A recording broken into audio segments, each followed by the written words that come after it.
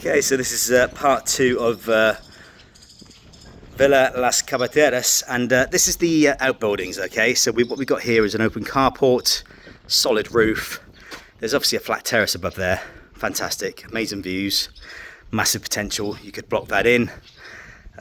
Just out here, which we didn't show on the first video, is again a covered terrace. It's just been used for some cats and dogs who have been rescued. But again, whole covered area, massive potential. It goes on, guys. So this is Casita possible, and it's just a whole, I think it's 120 or 130 square meters of workspace. Okay, so there's a workshop here, you can see, all kitted out. There is space, garage access as well for motorbikes and cars alike. There's another store area just there. That used to be for the rabbit coop. The Spanish people owned it. And then here, again, it's a double garage essentially. There's your access. Corrugated iron roofs. Gated again on that side. So you've got access on both sides, guys.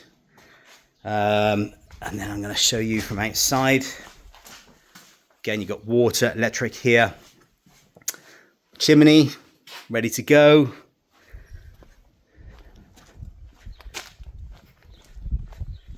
So there's the access for that particular garage. Then we've got a carport. And then another parking space here. This is the boundary. Okay, it's the boundary clearly marked on the paperwork that I've seen.